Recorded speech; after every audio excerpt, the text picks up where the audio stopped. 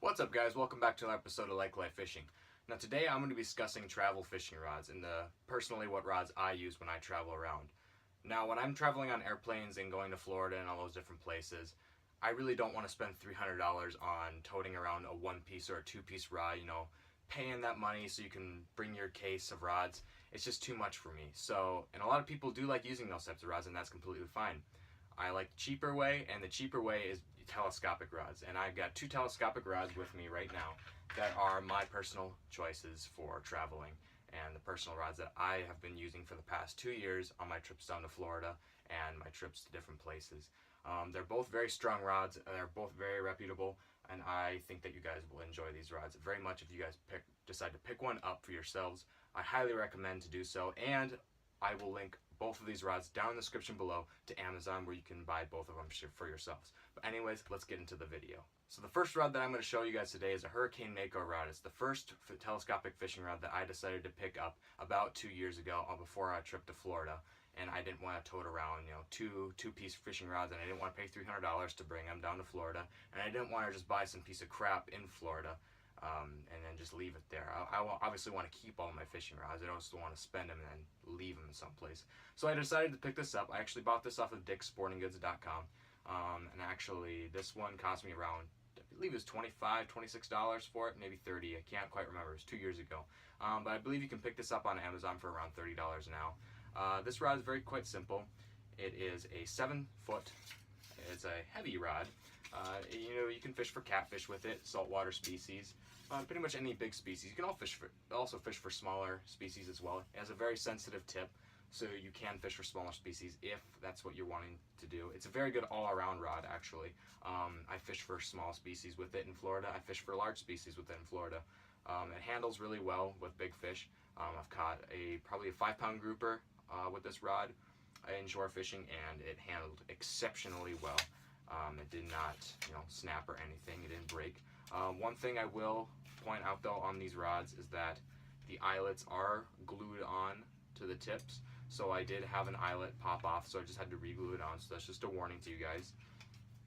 This rod folds into about a little bit longer than a foot. It's kind of like a foot-long sub, a little bit longer, but it's very nice. You can put it right in your backpack. The reel that you saw in the previous video with the fishing backpack, where I actually had this in that video, I was using a Penn Pursuit 2 reel with 30-pound test braid, and the two paired together worked exceptionally well in Florida. Anyways, that is the Hurricane Mako telescopic fishing rod. Highly recommend it. I would definitely say to go pick it up on Amazon as soon as you possibly can. If you like fishing for large species and you want a travel rod, you can literally bring it anywhere. Fits in a suitcase, fits in your backpack. You can bring it literally anywhere. Awesome rod. Now the second rod that I have is actually a Quantum, and I did not buy this online, but you can buy this online. I actually bought this at Fleet Farm. This is a Quantum telecast rod. This one is a little bit more expensive than the Hurricane Mako. That's because it is a rod and reel combo. It also comes with line, and the line on it is actually pretty decent. I haven't changed it in 2 years. I probably should, but the line on it is actually quite decent. I went bass fishing with this rod, and I fished in Florida, and I've caught many species on this rod. I've caught, bluefish. I've caught trout. What was the other species I caught? I caught some ladyfish. I did catch a grouper on this rod right here. What was the other one? Spanish mackerel. I caught some Spanish mackerel on this. This rod can handle a lot of different species. I've caught a lot of largemouth on it. Just a lot of species for this rod. This one's also pretty simple. This is just a 6.6 medium heavy. So this rod is a 6.6 medium. So lighter action, not super heavy. I prefer a medium heavy, but medium does still get the job done for me, especially for a spinning rod. You can fish a little bit lighter baits with the medium, I feel like. It's got good bend to it. The eyelets on this one are a lot stronger than the one on the Hurricane Mako. These ones are not glued on, they are wrapped just like a regular fishing rod, versus the Hurricane Mako, where the tips are just, a circle with the eyelet and then it's glued onto the end. These are actually like regular fishing rod tips on them, or eyelets. So anyways, that's the rod, and it's about the same length as the Hurricane Mako, maybe a little bit shorter, but the same thing, like probably about a foot-long sandwich, and then a little bit longer, I would say. The reel is very, very good quality. I was very surprised with how well the reel is built, just how good the reel feels. and everything about it. So this is another rod that I would highly recommend picking up.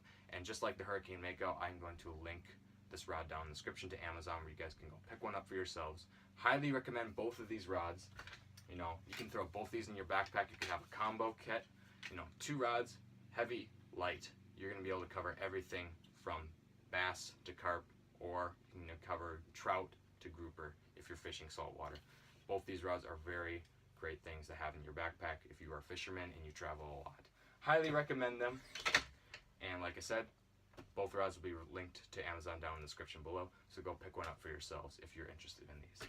But anyways, I hope you guys found this video entertaining and helpful if you guys are looking into, you know, finding telescopic rods or just travel fishing rods in general, or just trying to find a bunch of different options. And there are a lot of really good options out there. This is just my personal favorite for traveling. You know, you can put them in your small suitcase. I put them in my backpack when I go on the plane. Just remember not to have any hooks on them, because you probably will get stopped by TSA if you do have hooks on them. Just bring them bare. I like putting the reels in my backpack when I go on the plane and carry on. I will usually put the reel rods in my suitcase just to keep them a little bit protected, but I do put the reels in my backpack just to keep them with me. You guys can pack them however you want, really. It doesn't matter to me, but those are just some stuff I recommend. Anyways, thank you guys so much for watching this episode of Lake Life Fishing. If you liked this video and thought it was helpful, hit that like button, subscribe. Thank you guys so much for watching. I'll see you guys in the next one. And remember to live the lake life. Peace.